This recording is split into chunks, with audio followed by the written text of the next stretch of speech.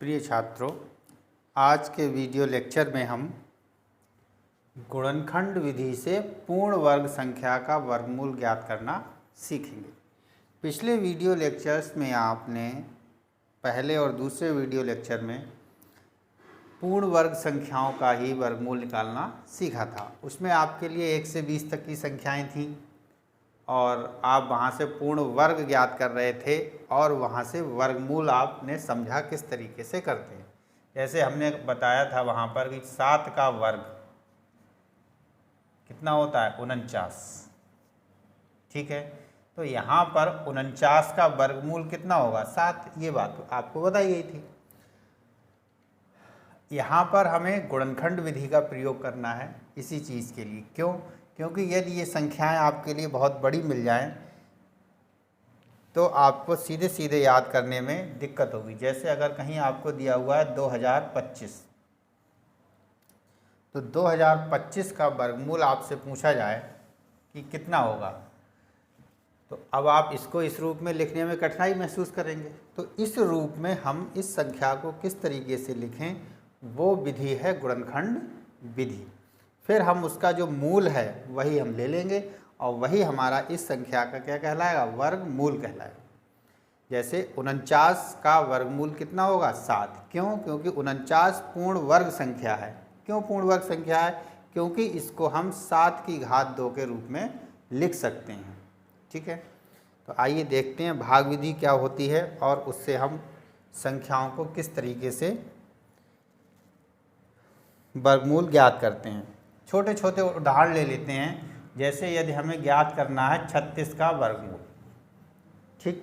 36 का वर्गमूल अगर हमें ज्ञात करना है तो यहाँ पर हमें इसका वर्ग पता है कि 36 किस संख्या का वर्ग होता है, ये 6 का पूर्ण वर्ग होता है, ठीक है। 6 का वर्ग कितना हो गया 36 होता है, ये हमें जानकारी है। तो अब हम 36 का वर्गमूल यहाँ से सीधे बता सकते हैं कि 36 का जो वर्गमूल होगा वो कितना होगा, सिर्फ 6 होगा, ठीक। ये बात भी बताई गई थी कि वर्गमूल हमेशा प्लस और माइनस दोनों चिन्हों के साथ आता है।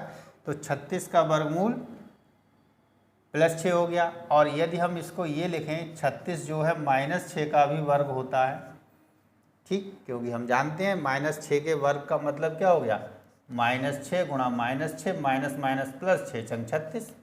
तो यहाँ पर यदि हम 36 का वर्गमूल देखेंगे तो कितना आ जाएगा, -6 आ जाएगा। तो 36 का वर्गमूल 6 हो गया और 36 का वर्गमूल -6 भी हो गया। भाग विधि में हम क्या करते हैं, धनात्मक वर्गमूल निकालते हैं। यदि हमें ऋणात्मक वर्गमूल ज्ञात करना है तो हम चिन्ह उसी धनात्मक वर्गमूल में ऋणात्मक चिन्ह लगा लेते हैं और हमें ऋणात्मक वर्गमूल भी प्राप्त हो जाता है। क्योंकि हम जानते हैं कि किसी भी संख्या का वर्गमूल हमेशा प्लस और माइनस दोनों चिन्हों में होता है। अब आते हैं हम गुणनखंड विधि पर। 36 के हम अभाज्य गुणनखंड करते हैं। सबसे पहले 2 से काटते हैं। 2 एकम 2, 1 बचा, 2 अट्ठे 16। पुनः जो 18 है वो 2 से कट सकता है, 2 नियम 18। अब 9 जो है 3 से कट सकता है, 3 तिया 9, पुनः 3 एकम 3। तो इस तरीके से यहाँ पर हम देखते हैं कि 36 के अभाज्य गुणनखंड आ गए। 36 के अभाज्य गुणनखंड क्या आ गए, 2 गुणा 2 गुणा 3 गुणा 3, ठीक है। अब हमें 36 का वर्गमूल निकालना है। तो वर्गमूल 36, इसमें क्या करेंगे, जो जोड़े बने हैं उनसे हम एक एक अंक को ले लेंगे। 2 यहाँ से आ गया, इस जोड़े से 3 आ गया, ये 2 का जोड़ा है, ये 3 का जोड़ा है। इनका गुणा करा लेंगे, 3 दूनी 6, यानी 36 का जो हमने वर्गमूल ज्ञात किया वो हमें 6 प्राप्त हुआ। लेकिन हम जानते हैं 36 का वर्गमूल धनात्मक चिन्ह के साथ भी होगा और ऋणात्मक चिन्ह के साथ भी होगा। तो हम इसे लिख सकते हैं अपनी तरफ से +-6। 36 का वर्गमूल कितना हुआ, +-6। तो यह हमारी भाग विधि है।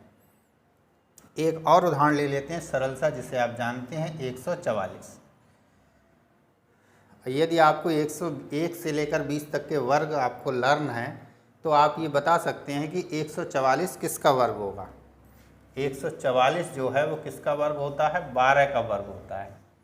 ठीक, और यदि ये आपको पता है तो 144 का वर्गमूल कितना हो जाएगा, 12 आ जाएगा सिर्फ। ठीक, यहाँ पर गुणनखंड से करते हैं, 2 से काट लेते हैं, 2 सत्ते 14, 2 दूनी 4, पुनः 2 से काट लेते हैं, 2 तियाँ 6, 1 बचा, उतारे 2, 2 छंग 12, फिर 2 से काटते हैं, 2 एकम 2, 2 अट्ठे 16 है, 2 नेम 18 है, 3 से काट लेते हैं, 3 तिया 9 और 3 एकम 3। ठीक, ये हमारे 144 के गुणनखंड हो गए। अब 144 का अगर हमें वर्गमूल लिखना है तो जो जोड़े बन रहे हैं यहीं पर हम इस तरीके से बना लेते हैं समय बचाने के लिए। तो एक एक जोड़े से एक एक अंक हम ले लेंगे, 2 गुणा 2 गुणा 3, इनका गुणा करा लेंगे, 3 दूनी 6 दूनी 12, यानी कि 144 का जो वर्गमूल है वो हमारे पास कितना आया, 12 आया। ठीक, और इस तरीके से भी यदि हमें वर्ग पता है तो हम यहाँ ज्ञात कर सकते हैं। तो ये तो बात रही कि छोटी संख्याओं में हम सीधे सीधे भी पता कर सकते हैं, गुणनखंड विधि से भी पता कर सकते हैं। अब यदि हमारे पास कोई बड़ी संख्या आ जाए तो हम क्या करेंगे, तब भी हम यही विधि लगाएंगे, क्योंकि बड़ी संख्या का हमें एकदम नहीं पता होगा कि ये किस अंक का पूर्ण वर्ग बनेगा। जैसे एक उदाहरण ले लेते हैं, 2025। देखिए इसके अंत में 5 है, इसका मतलब है ये 2 से नहीं कटेगा, तो 2 से नहीं कटेगा, 3 से काट के देख सकते हैं, 3 से कट सकता है, 3 से काट लें, 3 छक 18, 2 बचे, 3 सत्ते 21, 1 बचा, 3 पंजे 15, फिर 3 से काट लें, 3 दूनी 6, 3 दूनी 6, 3 पंजे 15, अंत में 5 है, 3 से काट के देखें, ये 3 से नहीं कटता है तो 5 से कटेगा। 3 से काटें, 3 सत्ते 21, 1 बचा, उतारे 5 15, 3 पंजे 15, फिर 3 से काट लें, 3 दूनी 6, 3 पंजे 15। अब ये 25 आ गया, 25 3 के पहाड़े में नहीं आता है, 5 से काटें, 5 पंजे 25 और 5 एकम 5, यानी कि 2025 का जो वर्गमूल है वो क्या होगा, देखें। जोड़े बनाते हैं, जोड़े बन गए, यानी कि एक पूर्ण वर्ग संख्या है, जोड़े बन जाते हैं तो एक एक अंक हम यहाँ से ले लेते हैं, 3 गुणा 3 गुणा 5, गुणा करा लें, 3 पंजे 15 और 15 तियाँ 45। तो यहाँ पर आपने देखा कि 2025 का वर्गमूल कितना निकल के आया, 45। दोनों चिन्हों के साथ होगा प्लस माइनस, ज़्यादातर उत्तर हम प्लस चिन्ह के साथ दे देते हैं, यदि कहीं पूछता है तो आप दोनों चिन्हों के साथ दें। तो 2025 का वर्गमूल आपको मिला प्लस माइनस 45। ठीक, तो उम्मीद करते हैं कि आपने ये गुणनखंड विधि आपके समझ में आ गई होगी, बहुत ही सरल विधि है। अब एक उदाहरण ले लेते हैं हम ऐसा जो भिन्न के रूप में है। भिन्न में अगर हमारे पास बटे में संख्याएं हैं तो उनका वर्गमूल कैसे निकालेंगे। जैसे 121 बटे 625 ये संख्या है, इसका वर्गमूल हमें ज्ञात करना है। तो देखिए यदि हम इसका वर्गमूल ज्ञात करना चाहते हैं तो ये चिन्ह आएगा पूरी संख्या पे, और इस चिन्ह का मतलब होता है वर्गमूल 121 बटे वर्गमूल 625। यानी दोनों अंकों का यदि हम अलग अलग वर्गमूल निकाल के यहाँ रखते हैं तो वो इस पूरी संख्या का, पूरी भिन्न का आपका वर्गमूल होगा। 121 आप जानते हैं 11 का पूर्ण वर्ग होता है, तो आप यहाँ कह सकते हैं 121 का वर्गमूल कितना होगा, 11 होगा, लेकिन हम गुणनखंड विधि से इसे हल करते हैं। 121 के जब हम गुणनखंड करेंगे तो ये सीधे 11 से ही कटेगा, 11 एकम 11, 1 बचा, 11 एकम 11। ठीक, यानी एक जोड़ा बना तो 121 का जो वर्गमूल हुआ वो आपके पास कितना मिलेगा, सिर्फ 11, क्योंकि एक जोड़ा बना तो एक अंक आपका आ जाएगा। 625 के गुणनखंड कर लें, 3 से काटे, 3 दूनी 6, उसके बाद 25 नहीं कटेगा, 3 से 5 से ही कटेगा, 5 एकम 5, 1 बचा, 2 तारे 12, 5 दूनी 10, 2 बचे, तारे 5, 5 पंजे 25, फिर 5 से काट लें, 5 दूनी 10, 2 बच्चे उतारे 5 25, 5 पंजे 25, 5 से काटें 5 पंजे 25, फिर 5 से काटें 5 एकम 5। देखिए ये 5 5 के 2 जोड़े बने, यानी 625 का जो वर्गमूल आया आपके पास वो कितना आया, एक यहाँ से आ जाएगा 5 और एक इस जोड़े से आ जाएगा 5, 5 गुणा 5 यानी 25। 625 का जो वर्गमूल है वो कितना आ गया, 25 आ गया। अब आपको इसका आंसर देना था 121/625।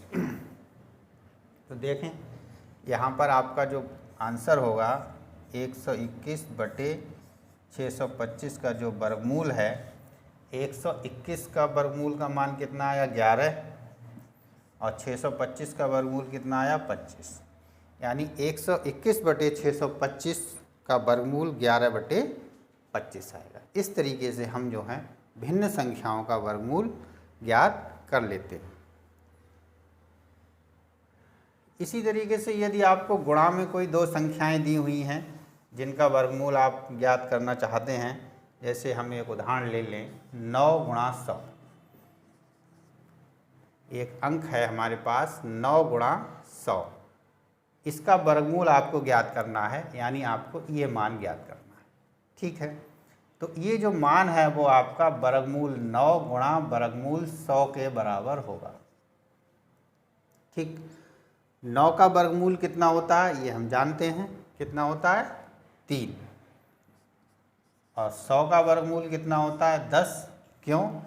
क्योंकि 10 का वर्ग कितना हो गया 100 और 3 का वर्ग कितना हो गया 9, तो 100 का वर्गमूल 10 और 9 का वर्गमूल 3। तो आप सीधे सीधे देख सकते हैं 3 गुणा 10 और 10 तियाँ 30।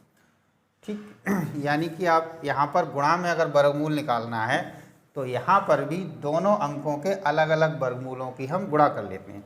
यानी सीधी बात यह है, यदि हमें a गुणा b अंक दिया हुआ है तो वो वर्गमूल a गुणा वर्गमूल b हो जाएगा। यानी a का वर्गमूल निकाल लेंगे, b का वर्गमूल निकाल लेंगे, दोनों की गुणा कर देंगे।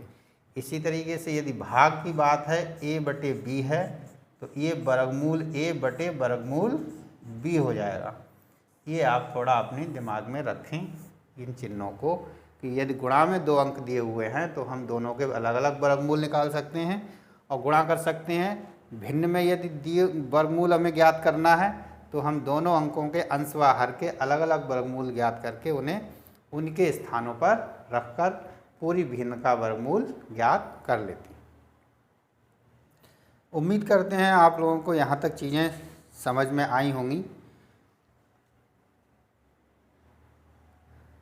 आपकी जो पाठ्य पुस्तक है यूपी बोर्ड गणित की, उसमें जो भी उदाहरण हैं उन्हें आप हल करें, समझें।